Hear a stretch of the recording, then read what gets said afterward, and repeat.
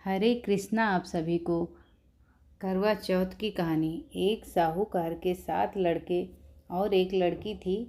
एक बार कार्तिक मास की कृष्ण पक्ष की चतुर्थी तिथि को सेठानी सहित उसकी 7 बहुओं और उसकी बेटी ने भी करवा चौथ का व्रत रखा। रात्रि के समय जब साहूकार के सभी लड़के भोजन करने बैठे तो उन्होंने अपनी बहन से भी भोजन कर लेने को कहा। इस पर बहन ने कहा, भाई अभी चांद नहीं निकला है, चांद के निकलने पर उसे अर्घ देकर ही मैं आज भोजन करूंगी। साहूकार के बेटे अपनी बहन से बहुत प्रेम करते थे। उन्हें अपनी बहन की का भूख से व्याकुल चेहरा देख बेहद दुख हुआ। साहूकार के बेटे नगर के बाहर चले गए और वहां एक पेड़ पर चढ़कर अग्नि जला दी। घर वापस आकर उन्होंने अपनी बहन से कहा, देखो बहन, चांद निकल आया है, अब तुम अर्घ देकर भोजन ग्रहण कर लो।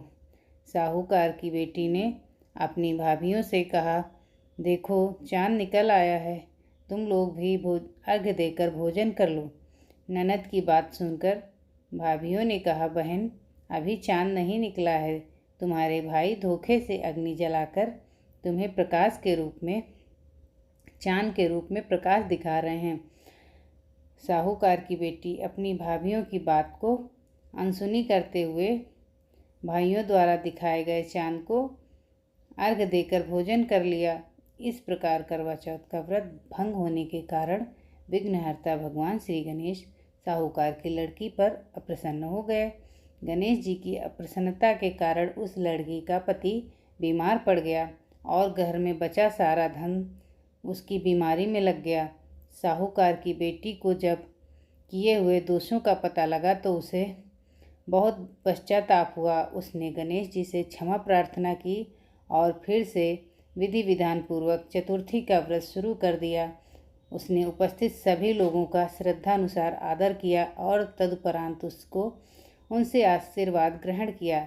इस प्रकार उस लड़की के श्रद्धा भक्ति को देखकर एक दंत भगवान गणेश जी उस पर प्रसन्न हो गए और उसके पति को जीवन दान प्रदान किया। उसे सभी प्रकार के रोगों से मुक्त करके धन संपत्ति और वैभव से युक्त कर दिया। करवा चौथ माता की जय। धन्यवाद।